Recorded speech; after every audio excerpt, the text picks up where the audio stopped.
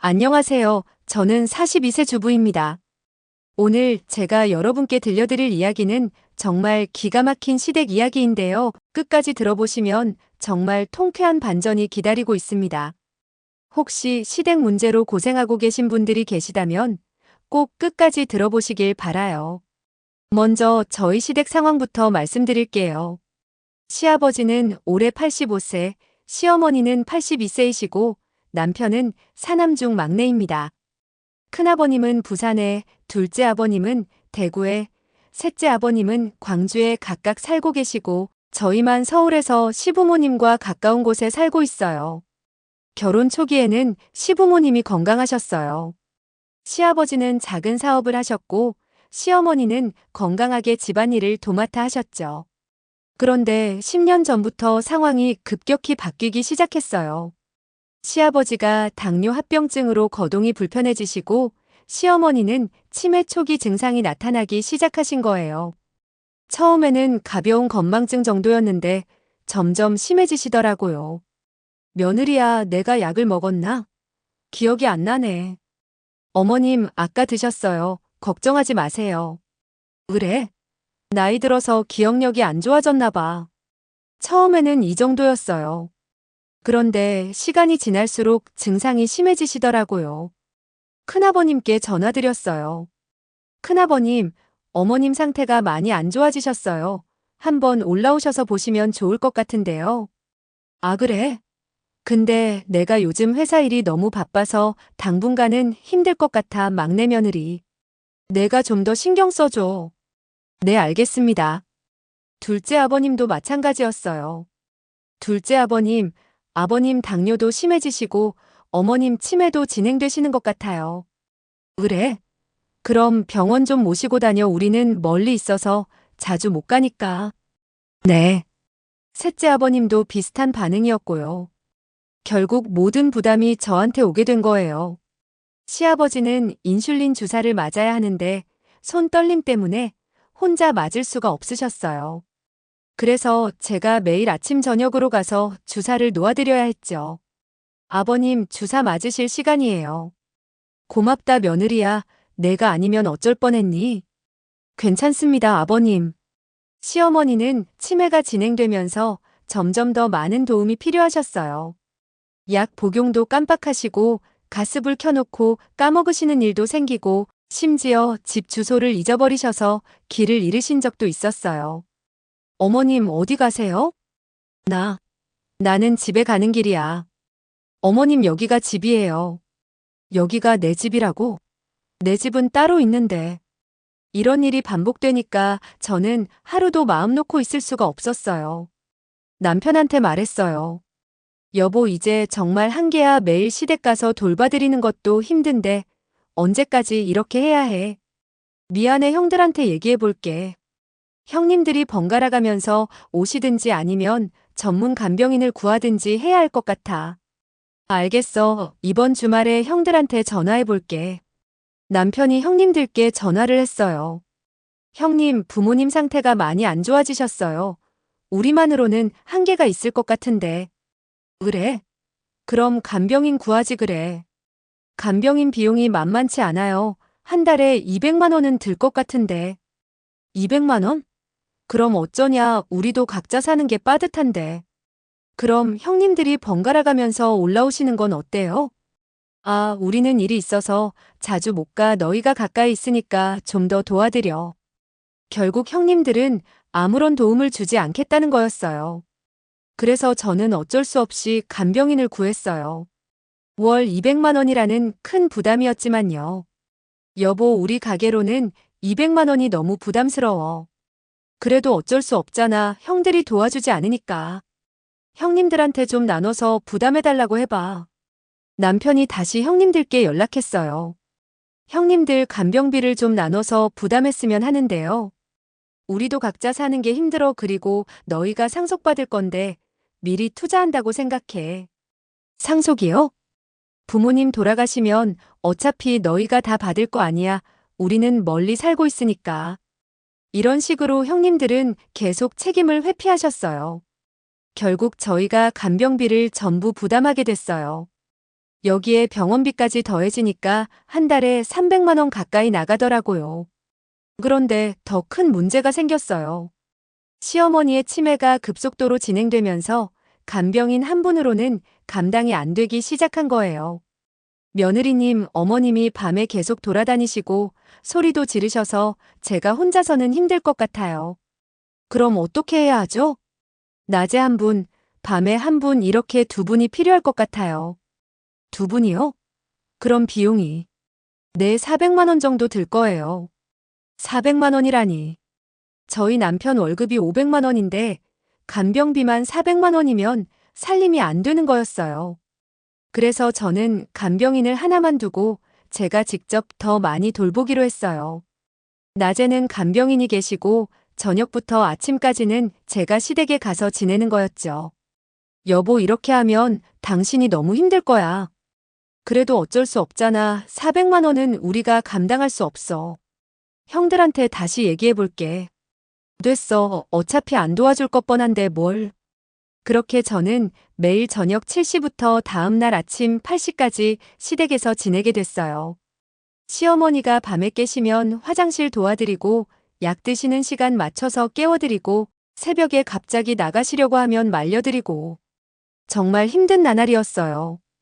더군다나 시아버지도 당뇨 합병증으로 상태가 점점 안 좋아지셔서 인슐린 주사 외에도 여러 가지 약을 복용하셔야 했어요. 혈당 체크도 하루에 4번씩 해드려야 했고요. 며느리야, 미안하다. 내가 이렇게 고생하는데. 괜찮습니다. 아버님, 제가 해드려야죠. 다른 며느리들은 안 와도 되냐? 아버님, 형님들이 멀리 계시잖아요. 그래도 가끔은 와야 하는 거 아니냐? 시아버지도 다른 며느리들이 오지 않는 걸 섭섭해하고 계셨어요. 이런 식으로 3년이 지났어요. 그러다가 시어머니 상태가 급격히 나빠지셔서 병원에 입원하게 됐어요. 의사 선생님, 어머님 상태가 어떤가요? 치매가 많이 진행되셨네요. 그리고 폐렴까지 와서 상태가 좋지 않습니다. 얼마나 걸릴까요? 입원 치료를 해봐야겠지만 장기간 치료가 필요할 것 같습니다. 입원비만 한 달에 500만 원이 나왔어요. 여기에 각종 검사 비용까지 더하면 600만 원이 넘었죠. 형님들께 연락드렸어요. 큰아버님, 어머님이 입원하셨어요. 상태가 많이 안 좋으세요. 그래? 알겠어. 입원비가 한 달에 600만 원 정도 나와요. 600만 원? 그렇게 많이 나와? 내 중환자실에 계시다 보니까요. 그럼 어쩌냐? 형님들이 조금씩 나눠서 부담하시면 안 될까요? 아, 우리는 정말 여유가 없어. 너희가 일단 부담해줘. 둘째 아버님도 마찬가지였어요. 둘째 아버님, 어머님 입원비 때문에 연락드렸어요. 아, 그래, 얼마나 나와? 600만 원이요. 그렇게 많이? 우리는 힘들고 너희가 좀 부담해줘. 셋째 아버님도 똑같은 반응이었어요. 결국 600만 원도 저희가 다 부담하게 됐어요. 저희 적금을 깨고 대출까지 받아가면서 병원비를 댔어요. 그 와중에도 제가 매일 병원에 가서 시어머니 돌봐드리고 시아버지 댁에도 가서 돌봐드리고 정말 몸이 두 개라도 모자랄 지경이었어요. 그렇게 6개월이 지나고 나서야 시어머니가 퇴원하셨어요. 하지만 상태가 더 안 좋아지셔서 이제는 거의 누워 계셔야 하는 상황이 됐어요. 의사 선생님, 집에서 돌볼 수 있을까요? 가능하지만 24시간 간병이 필요합니다. 전문 간병인 두 분은 두셔야 할 것 같아요. 비용이 얼마나 들까요? 한 달에 500만 원 정도는 보셔야 할 것 같습니다. 500만 원이라니. 이제 정말 한계였어요. 남편한테 말했어요. 여보, 이제 정말 못하겠어. 형님들이 도와주지 않으면 우리 가정이 파탄날 것 같아. 알겠어. 이번엔 내가 직접 형들한테 가서 얘기할게. 남편이 큰아버님께 직접 찾아갔어요. 형님, 부모님 간병 문제로 왔어요. 그래, 뭔 일이야? 이제 정말 우리만으로는 한계예요. 지금까지 간병비랑 병원비로 5천만 원 넘게 들어갔어요. 5천만 원? 그렇게 많이? 네, 그런데 이제 어머님 상태가 더 안 좋아지셔서 한 달에 500만 원씩 들어갈 것 같아요. 500만 원씩? 그럼 1년에 6천만 원이네. 네, 그래서 형님들이 조금씩이라도 도와주셨으면 해요. 그런데 큰아버님 대답이 가관이었어요. 막내야, 너희가 부모님 가까이 살고 있으니까 돌보는 게 맞는 거 아니야? 우리는 멀리 살고 있는데 어떻게 해? 그래도 형님들도 아들이잖아요. 아들이긴 하지만 현실적으로 불가능해. 그리고 어차피 부모님 재산은 너희가 다 상속받을 거 아니야. 상속이요? 부모님이 서울에 아파트 2채, 상가 1채 가지고 계시잖아. 그것만 해도 20억은 될 텐데. 그건 그거고 지금 간병은 지금 문제잖아요. 아무튼 우리는 힘들어. 너희가 알아서 해. 둘째 아버님도 비슷한 반응이었어요. 둘째 형님도 그렇게 생각하세요? 막내야, 솔직히 말해서 우리는 부모님 재산 하나도 안 받을 거야. 다 너희 몫이니까 미리 투자한다고 생각해. 형님, 그런 식으로 말씀하시면 안 되죠. 왜 안 돼? 사실이잖아. 부모님 돌아가시면 재산은 너희가 다 가져갈 거면서. 셋째 아버님도 마찬가지였어요. 셋째 형님, 정말 도와주실 수 없으세요? 막내야, 우리도 각자 살기 바빠. 그리고 너희는 앞으로 큰돈 들어올 텐데 뭐가 걱정이야? 지금 당장 돈이 없어서 대출까지 받고 있는데요. 그래도 나중에 다 해결될 문제잖아. 결국 형님들은 한 푼도 도와주지 않겠다는 거였어요. 더 기가 막힌 건 형님들 아내분들 태도였어요. 명절 때 가끔 오시는데 저만 보면 이런 얘기를 하시더라고요. 막내 며느리 참 고생 많다. 우리는 멀리 살아서 못 도와줘서 미안해. 괜찮습니다. 대신 시부모님 재산은 너희가 다 받을 테니까 그걸로 위로 삼아. 네. 어머님이 항상 그러시잖아. 막내 며느리가 제일 효자라고 재산도 막내한테 다 줄 거라고. 이런 식으로 형님들은 재산은 저희가 받을 테니까 간병도 저희가 하라는 태도였어요. 그런데 정작 중요한 결정은 아들들이 해야 한다는 식으로 나오시더라고요. 시아버지가 큰 수술을 받아야 하는 상황이 생겼을 때였어요. 가족분들과 상의해서 수술 여부를 결정해 주세요. 저는 당연히 수술을 받으셔야 한다고 생각했어요. 하지만 형님들은 달랐어요. 막내야, 아버지 연세도 많으신데 굳이 큰 수술까지 하실 필요가 있을까? 형님, 그래도 수술 안 하시면 더 위험하다고 하는데요. 수술비도 많이 들 텐데. 돈은 제가 마련할게요. 아니야, 그런 중요한 결정은 아들들이 다 모여서 상의해야지. 결국 형님들이 모두 올라오셔서 회의를 했어요. 그런데 저는 며느리라는 이유로 회의에서 제외됐어요. 며느리는 잠깐 나가 있어. 우리끼리 얘기할게. 네. 가족 회의니까 아들들만. 그동안 모든 걸 제가 혼자 감당했는데 정작 중요한 결정에서는 제외하는 거였어요. 다행히 수술은 받기로 결정됐지만 수술비 3천만 원은 역시 저희가 부담하게 됐어요. 형님들 수술비는 어떻게 하시죠? 아, 우리는 정말 여유가 없어. 너희가 일단 부담해줘. 나중에 갚을게. 하지만 나중에 갚아주신 적은 한 번도 없었어요. 이런 식으로 10년이 흘렀어요. 그동안 제가 부담한 비용만 해도 2억이 넘었어요. 간병비, 병원비, 수술비, 약값, 의료기기, 렌탈비. 정말 천문학적인 돈이었죠. 그런데 형님들은 여전히 명절 때나 가끔 오셔서 인사만 하고 가시는 정도였어요. 어머님, 아버님 안녕하세요. 아, 왔구나. 그동안 잘 지냈니? 네, 잘 지냈어요. 막내 며느리가 부모님 잘 모시고 있나 봐요. 그렇지, 막내 며느리가 정말 잘해줘. 다행이네요. 우리는 멀리 살아서 자주 못 와서 죄송해요. 이런 식으로 형식적인 인사만 하고 가시는 거였어요. 그러던 어느 날 시어머니 상태가 갑자기 악화됐어요. 또 다른 뇌졸중이 오신 거였어요. 119입니다. 어떻게 도와드릴까요? 시어머니가 갑자기 쓰러지셨어요. 의식이 없어요. 지금 출동하겠습니다. 응급실로 실려간 시어머니는 중환자실에 입원하셨어요. 의사 선생님 말씀으로는 상태가 매우 위험하다고 하셨어요.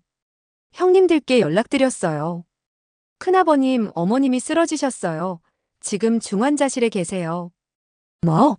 정말? 네, 빨리 올라오세요. 알겠어. 내일 올라갈게. 내일이요? 지금 당장 오셔야 할 것 같은데요. 아, 오늘은 중요한 일정이 있어서 내일 아침에 올라갈게.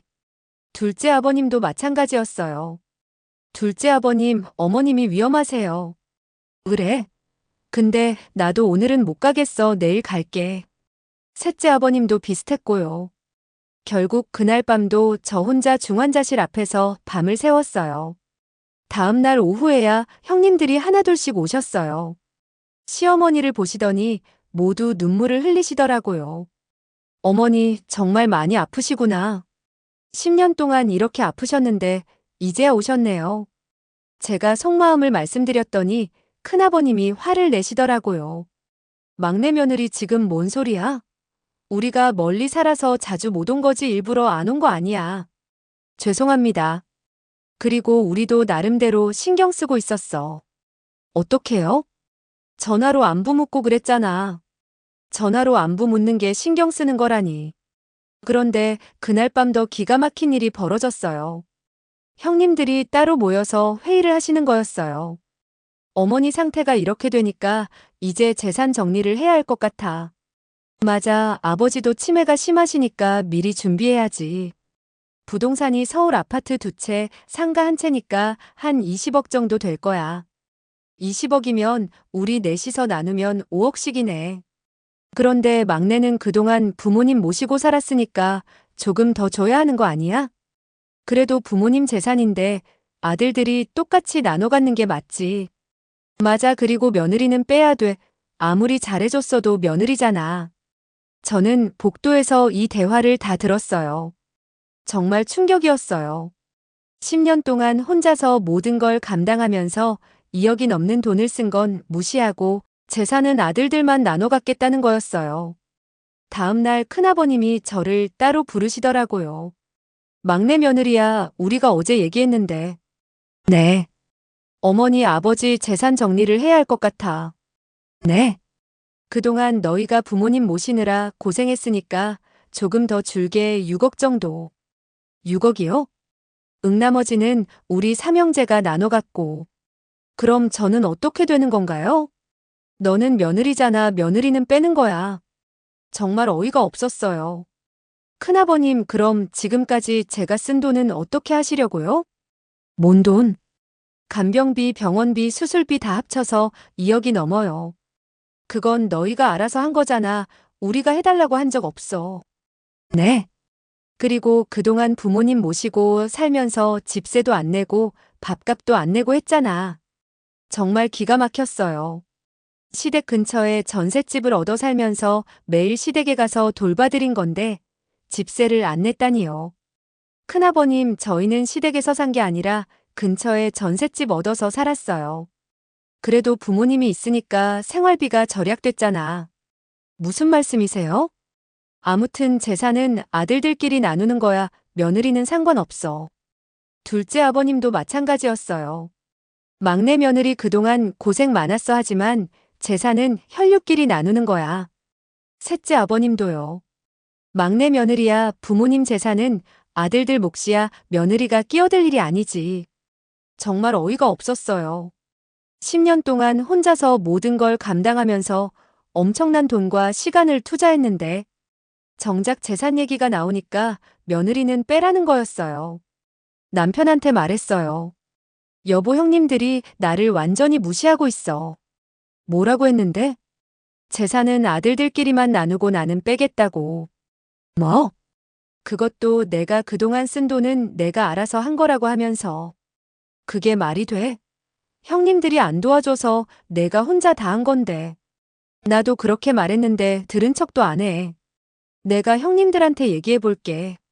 그런데 남편마저 형님들한테 말을 제대로 못 하더라고요. 형님들, 이건 좀 아닌 것 같아요. 제 아내가 10년 동안 혼자 모든 걸 감당했는데. 막내야, 그래도 재산은 혈족끼리 나누는 게 맞잖아. 그래도 아내가 그동안 쓴 돈만이라도. 알겠어. 그럼 8억 줄게. 더 이상은 안 돼. 결국 남편도 형님들 말에 굴복하고 마는 거였어요. 집에 와서 남편이 말하더라고요. 여보, 형님들이 8억까지는 주겠대. 8억? 응, 그 이상은 안 된다고 해. 여보, 나는 돈이 문제가 아니야. 그동안 나를 무시한 것에 대한 사과가 먼저 아니야? 그건 형님들한테 사과하라고 할 수는 없잖아. 남편마저 이런 식이니까 정말 절망스러웠어요. 그런데 바로 그날 밤 시아버지가 저를 따로 부르시더라고요. 며느리야, 나한테 할 말이 있어. 네, 아버님. 나 정신 멀쩡할 때 말해두고 싶은 게 있다. 무슨 말씀이세요? 내가 유언장 써놨어. 유언장이요? 응, 공증까지 받아놨으니까 법적으로 문제 없어. 어디에 계세요? 내 방 책상 서랍 제일 밑칸에 있어. 나중에 찾아봐. 네. 그리고 며느리야. 네. 그동안 정말 고마웠다. 다른 며느리들은 한 번도 안 오는데 너만 10년 동안 우리를 돌봐줬어. 당연한 일입니다, 아버님. 당연한 게 아니야. 정말 고마운 일이지. 시아버지 말씀을 듣고 마음이 뭉클했어요. 그동안 힘들었던 일들이 다 위로가 되는 것 같았어요. 며칠 후 시어머니가 세상을 떠나셨어요. 결국 의식을 찾지 못하신 채로 돌아가신 거였어요. 장례 기간 동안 형님들은 상주 행세를 하시고 저는 뒷일만 처리하고 있었어요. 문상객들 음식 준비하고 장례용품 준비하고 각종 서류 정리하고 정작 상주들은 문상 받느라 바쁘다면서 모든 자비는 저에게 떠넘기시더라고요. 막내 며느리 화환 정리 좀 해줘. 막내 며느리 음식 떨어지는데 준비 좀 해줘. 막내 며느리 고인 옷 정리 좀 해줘. 정말 시종처럼 부려먹더라고요.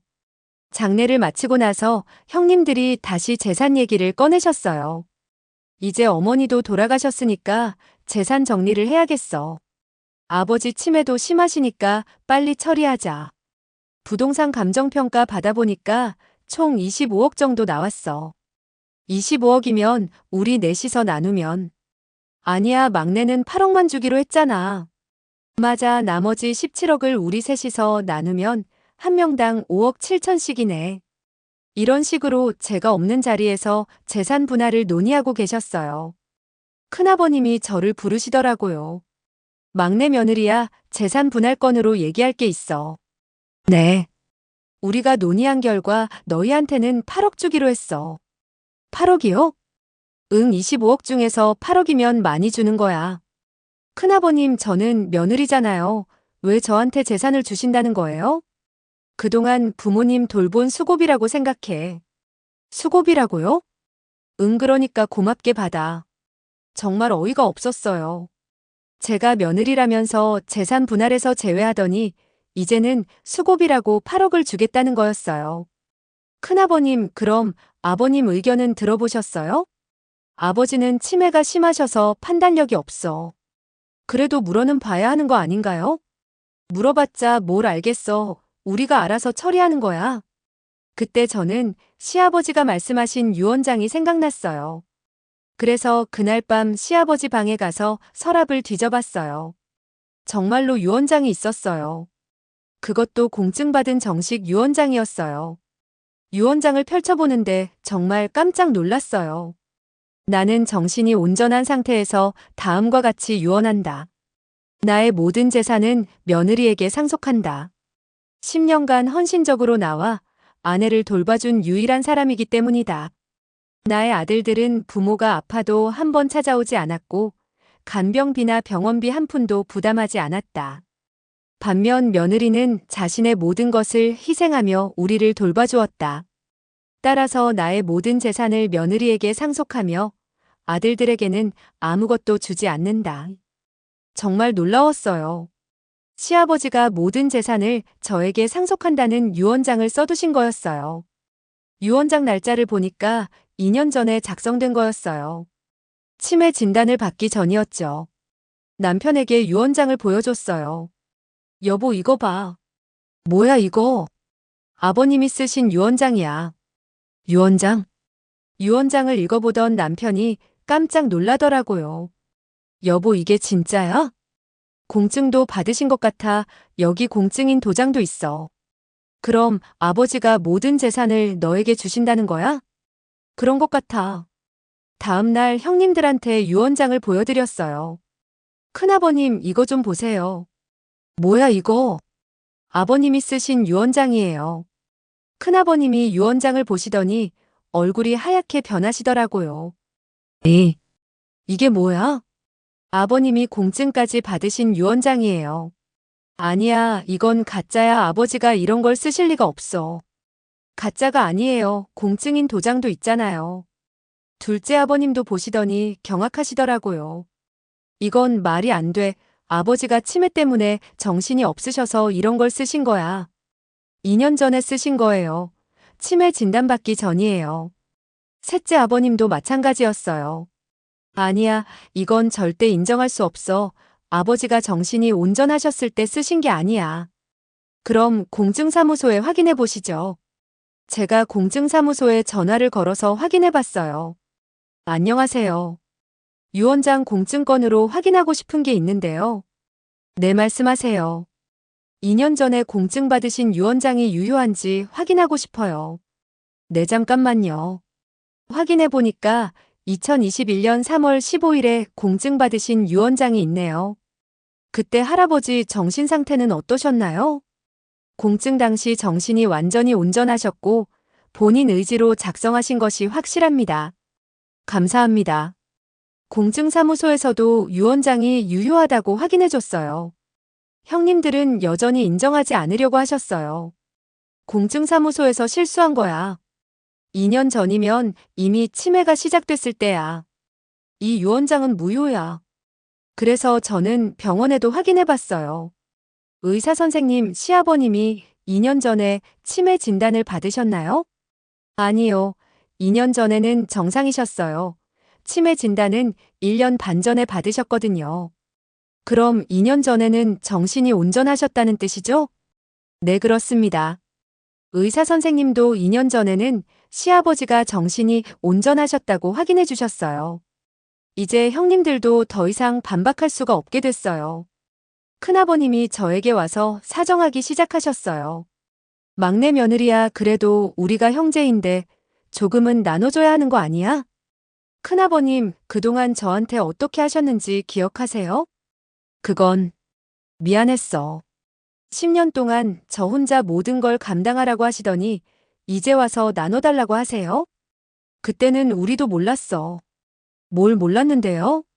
내가 이렇게 고생하는 줄 몰랐어. 정말 뻔뻔하시더라고요. 둘째 아버님도 마찬가지였어요.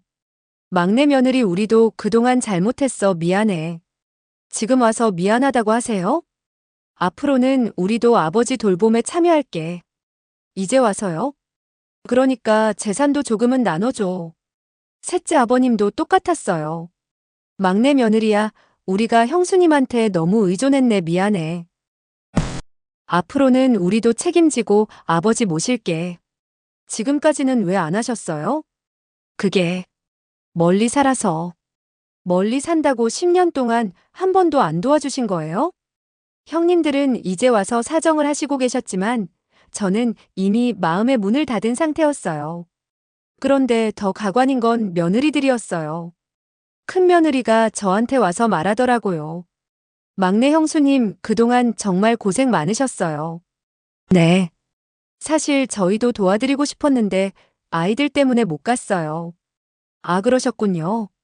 그런데 형수님 혼자 다 가져가시면 저희는 어떻게 해요? 네. 저희도 그동안 나름대로 신경 쓰고 있었는데. 어떻게요? 전화도 드리고 안부도 묻고 그랬잖아요. 그게 신경 쓰신 거예요? 그래도 조금은 나눠주세요. 둘째 며느리도 마찬가지였어요. 막내 형수님, 저희도 어려운 사정이 있었어요. 네. 그래도 가족인데 조금은 생각해 주세요. 저를 가족으로 생각하셨나요? 당연하죠. 그럼 왜 10년 동안 한 번도 도와주지 않으셨어요? 그게 저희도 살기 바빠서. 셋째 며느리도 똑같더라고요. 하지만 저는 더 이상 이분들의 말을 들어줄 마음이 없었어요. 법무법인에 상담을 받으러 갔어요. 변호사님, 이 유언장이 법적으로 유효한가요? 네, 공증받은 유언장이고 작성 당시 정신이 온전했다면 완전히 유효합니다. 그럼 다른 상속인들이 이의를 제기할 수 있나요? 유언장이 명확하고 공증까지 받았다면 이해 제기가 어렵습니다. 감사합니다. 변호사도 유언장이 완전히 유효하다고 확인해줬어요. 이제 저는 결심을 했어요. 시아버지의 뜻을 존중해서 형님들과는 선을 긋기로 했어요. 시아버지를 좋은 요양원에 모셨어요. 제 돈으로요. 아버님 좋은 곳으로 모셔드릴게요. 고맙다 며느리야. 그동안 저를 믿어주셔서 감사해요. 내가 더 고맙지. 요양원 비용도 월 300만 원이었지만 이제는 제 능력으로 충분히 감당할 수 있었어요. 형님들은 여전히 포기하지 않고 계속 찾아오셨어요. 막내 며느리 우리도 아버지 뵈러 왔어. 내 아버님 요양원에 계세요. 요양원에? 왜 우리한테 상의 안 하고 보냈어? 상의요? 그동안 한 번이라도 상의해 주신 적 있으세요? 그래도 이런 중요한 일은 아들들끼리만 결정하는 거 아니었나요? 형님들은 할 말이 없으셨어요. 그리고 저는 시아버지가 남겨주신 재산으로 새로운 시작을 하기로 했어요. 부동산 일부를 처분해서 남편과 함께 작은 사업을 시작했어요. 그동안 꿈꿔왔던 카페를 열게 된 거예요. 여보, 정말 카페 해도 될까? 괜찮아. 아버님이 우리를 믿고 재산을 맡겨주신 거니까 잘해보자. 고마워. 그동안 정말 고생 많았어. 이제 새로 시작하는 거야. 카페를 열고 나서 형님들이 또 찾아오셨어요. 막내 며느리 사업 잘 되네. 네, 감사해요. 그런데 이 돈도 원래는 우리 아버지 돈인데. 네. 우리도 조금은 투자하게 해줘. 투자요? 응, 우리도 가족이잖아. 정말 뻔뻔하시더라고요. 그동안 가족 취급도 안 해주시더니 이제 와서 가족이라고 하시는 거였어요. 죄송하지만 그럴 생각 없어요. 왜? 우리도 가족인데. 가족이면 그동안 왜 가족 대접을 안 해주셨어요? 그건 이제 와서 가족이라고 하지 마세요. 그렇게 저는 형님들과 완전히 선을 그었어요. 시아버지는 요양원에서 편안하게 지내고 계세요. 가끔 가서 뵈면 정말 좋아하세요. 며느리야 고맙다. 뭐가요, 아버님? 나를 이렇게 좋은 곳에 모셔다 주고. 당연한 일이에요. 다른 며느리들은 한 번도 안 와. 아버님, 저만 생각하세요. 요양원 직원분들도 저를 정말 좋게 봐주세요. 어머님, 정말 효부세요. 아버님이 어머님 얘기만 하세요. 며느리가 이렇게 정성스럽게 모시는 분은 처음 봐요. 그리고 가장 중요한 건 남편이 많이 변했다는 거예요. 여보, 미안해. 뭐가? 그동안 형들 눈치만 보고 너를 제대로 지켜주지 못해서. 이제 알았으면 됐어. 앞으로는 내가 너를 지킬게. 고마워. 이제는 정말 우리 부부만의 인생을 살아가고 있어요. 형님들은 가끔 안부 전화를 주시지만 예전 같지는 않아요. 막내 며느리 잘 지내? 네, 잘 지내요. 아버지는 어떠셔? 편안하게 지내고 계세요. 그래, 다행이다. 네. 더 이상 재산 얘기는 안 하세요. 이미 모든 게 결정된 일이니까요. 그리고 저는 이번 일을 통해 많은 것을 깨달았어요. 혈연이라고 해서 무조건 가족이 아니라는 것, 진짜 가족은 어려울 때 함께하는 사람이라는 것, 그리고 내가 옳다고 생각하는 일은 끝까지 해야 한다는 것을 말이에요. 시아버지께서 저에게 재산을 물려주신 건 돈 때문이 아니라 10년 동안의 헌신을 인정해 주신 거였어요. 며느리야, 돈이 중요한 게 아니야. 네. 내가 우리를 진심으로 돌봐준 마음이 고마운 거야. 당연한 일했을 뿐이에요. 당연한 게 아니야. 내 친아들들도 안 한 일을 며느리가 해줬잖아. 시아버지 말씀을 들으니까 그동안의 모든 고생이 위로가 되는 것 같았어요. 지금 저는 정말 행복해요. 사랑하는 남편과 함께 꿈꿔왔던 카페를 운영하고 있고, 시아버지도 편안한 곳에서 잘 지내고 계시고, 무엇보다 더 이상 누구 눈치를 보지 않고 살 수 있게 됐거든요. 혹시 저와 비슷한 상황에 계신 분들이 있다면 꼭 기억하세요. 진심은 통한다는 것을, 그리고 올바른 일을 하면 언젠가는 인정받는다는 것을 말이에요. 여러분도 모두 행복하시길 바라며 이만 제 이야기를 마치겠습니다. 감사합니다.